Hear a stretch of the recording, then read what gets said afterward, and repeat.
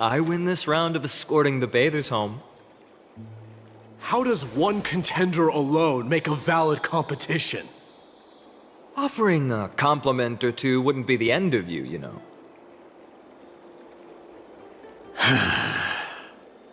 Haikas. What is that word? Is that your native tongue? It means hyena. I'm likening you to a weak hyena. By the way, you emphasize the completely wrong syllable. Though we've been acquainted for some time, I have rarely heard you talk in the ancient tongue of Kremnos. It's because I'm not exactly a master at it either. I can listen and read just fine, but when it comes to writing... You can write? You speak as if you don't have a brain. That was in jest. I understand. After all, you spent all your childhood wandering far from home. Worry about yourself first, Deliverer. You also never mention your hometown, apart from when you need to introduce yourself.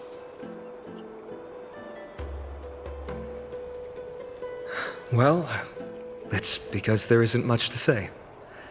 Mydei's Elysiae is simply a tiny village that disappeared many years ago in the flames of war. The only times I get to see it are in my dreams, and in the trial from the Lance of Fury. I knew it. Yes, I saw it all. Mydei's Elysiae ablaze with everyone. My family, friends, and my kin, lying in a sea of flames. A blood-red half-sun hung in the sky, just like on that day. And before my eyes, that murderer killed Cyrene. But I saw its form this time. A black cloak, an eerie mask, and a broken giant sword that carried an ominous aura. I fought it in the trial. But even though I've been fighting, improving, and resolutely getting stronger all this time, I still couldn't defeat it. You were blinded by hatred, and almost lost yourself in that trial. That's right. And that's why I am truly thankful to you, Mydei. You finally picked up some manners. Better late than never. Then what about you, Mydei? What did you see in that trial? What do you fear? There is no word for fear in the Kremnoan language. I'm getting the feeling that your language has no words at all. But to answer your question, I saw Akuma in the trial. As well as... my old comrades. Hephaestion. Perdiccas. Ionius. Ptolemy. And Possesta. Ever since I returned from the Sea of Souls, these five have been by my side. We faced life and death together during our days in exile. Those 10 years were arduous, yet filled with moments worth treasuring. Each night, we would gather by the campfire, savoring honey brews and singing our hearts out. The wind in the wilds of Amphoreus smelled like rust. Hephaestion would always tease me about adding goat milk to the honey brew, claiming I ruined the blood-red color of the drink. He had a scrawny figure, but was a relentless force on the battlefield, dispatching foes without so much as a blink.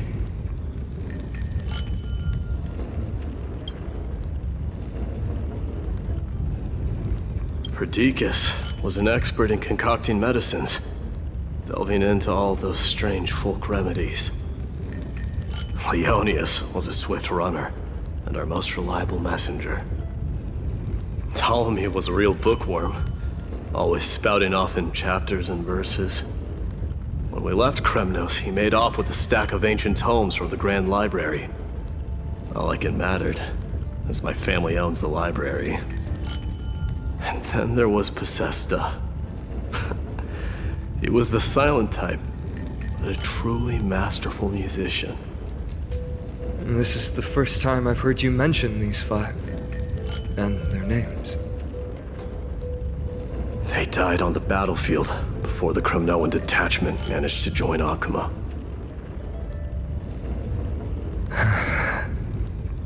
Perdiccas was the first to go. He was shot in the stomach by a poisonous arrow from the people of Laidon in the 2nd month of cultivation.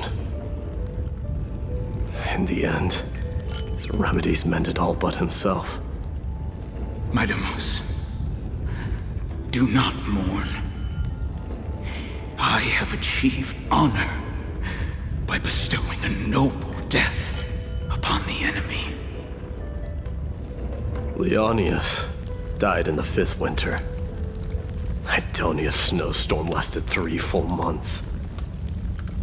On the night of the fiercest storm, our foes launched their assault. Idonia. Is that the city Castorice used to live in? Yes.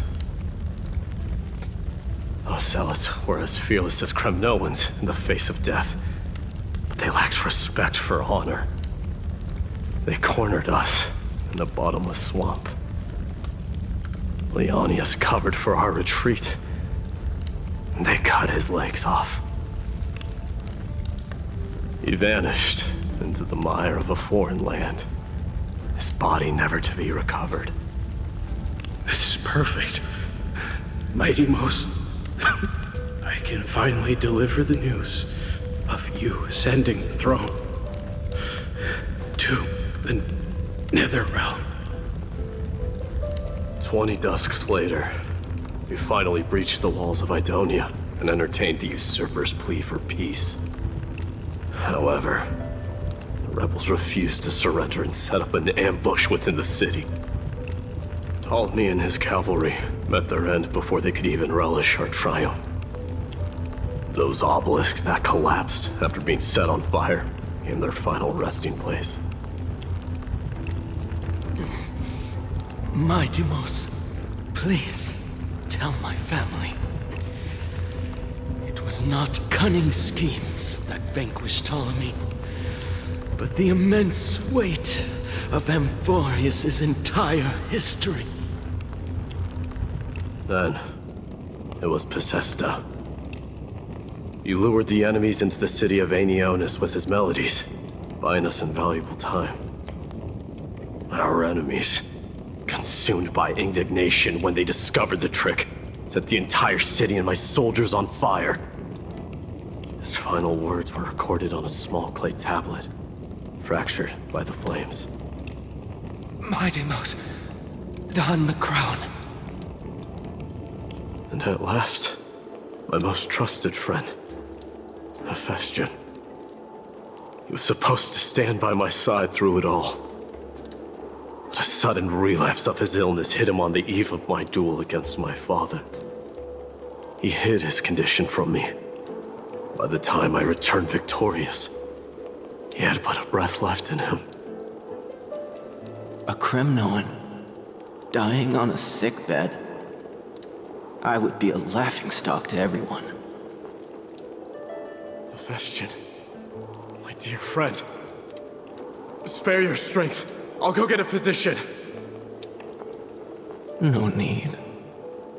Even if Perdiccas were here, he couldn't stop destiny from taking me away. No! None can take you away.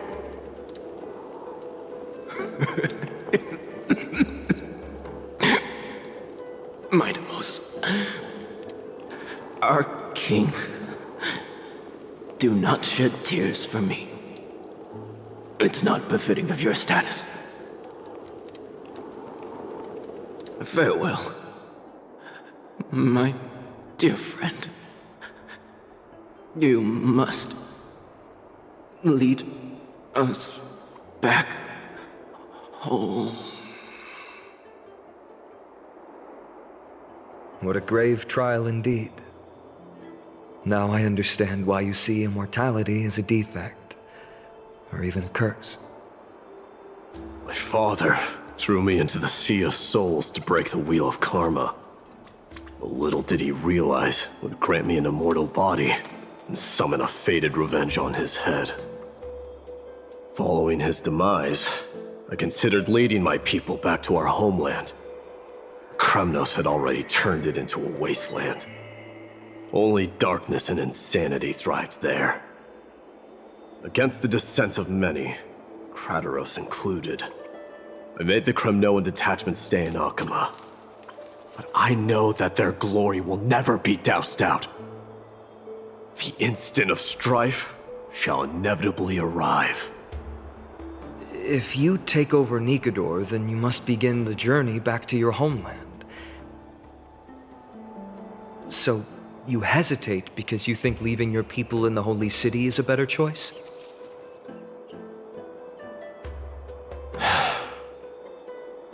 I don't know. But I have never been crowned. And those 5 were never endowed with any titles. None is aware of their glory. Your predicament is truly complicated. I don't know how I can give you any useful advice. Maybe you could seek counsel from more peoples, such as the Grand Craftsman. Cartonis' peoples seem to have been through comparable dilemmas. And that teacher of yours, Crateros? Dee, we've got a big problem! Big problem! Lady Tribbie, what's making you so flustered? Hurry up and go save Trinan! She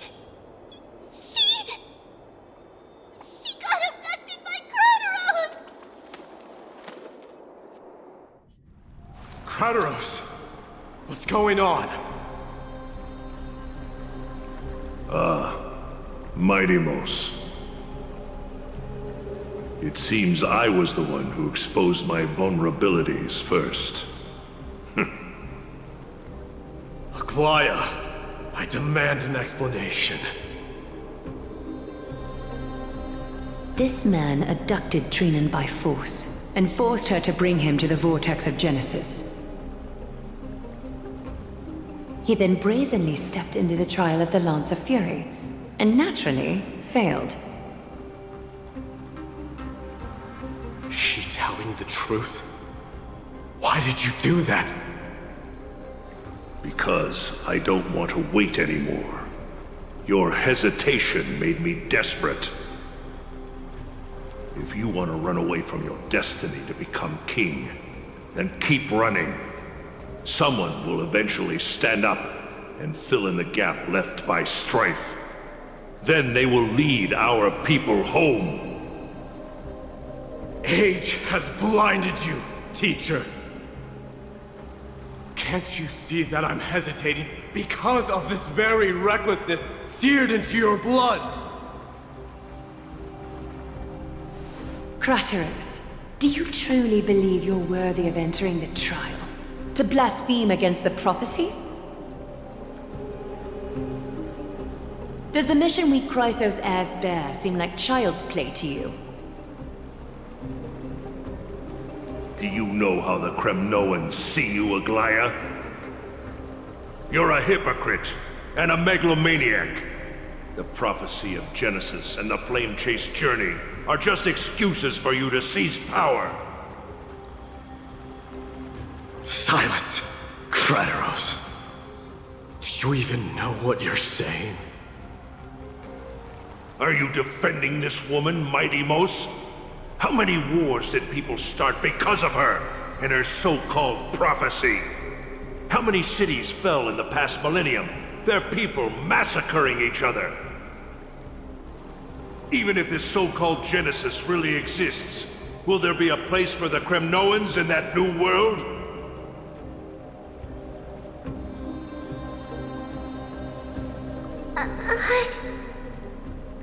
Are you done talking?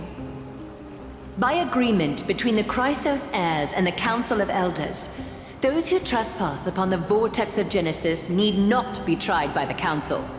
I am allowed to pass judgment alone. Crateros, your actions are unforgivable. I hereby sentence you. Aggie, wait! We have a proposal! Someone has to resolve this conflict between the cities. Lord Crateros did not use violence to harm us. We can sense that his anxiety stems from his concern for his people's future. Please, Aglaea, hear us out first. I'm listening. I'm sorry, Lord Crateros. We were so preoccupied with deciphering the fragments of prophecy that we neglected those of you not favored by its message. Your accusations were harsh, but justified. We wish to earn your trust and those of the Kremnoans. I think the best way to do that is to take you to witness the source of the prophecy for yourself. How are you going to show me something that has no form? You've heard about that Outlander, right? She has somehow made a connection with Orynyx and can completely replicate scenes from the past. We will ask for her aid. Tomorrow, at the Abyss of Fate in the Temple of Yanisopolis, we will show you everything from that distant memory, Crateros. A fair proposal. I accept. Until then, you will be stripped of your freedom. That is my one condition, and I will brook no argument. It is not the first time I've been made someone else's prisoner. Do as you please, demigod. Teacher, why did you do this? Forgive me, young master, but I just cannot wait any longer. Ever since your father died, our people and I have been waiting for a day to revive Kremnos. We placed all of our hopes in you, but never received an answer. This obsession for returning home has become a sickness for our people. Wise as you are, I refuse to believe that you can't see the truth. You have a clear head, which is why you're also incomparably alone. A smart person can only choose to tangle himself with the mundane of this world. If you're truly capable of leading our people beyond this blood-stained fate, then prove it to me once more, Mighty Mos. Just as you did back then.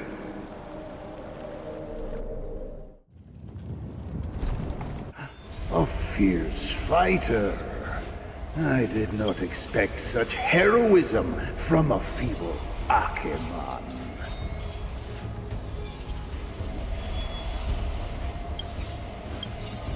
Fulfill your duty as the victor, warrior, and tell me your name. I seek an honorable death from you. As if you have any honor! Listen closely. I am the leader of the Kremnoan detachment, Mydei. I'm here to finish you, father.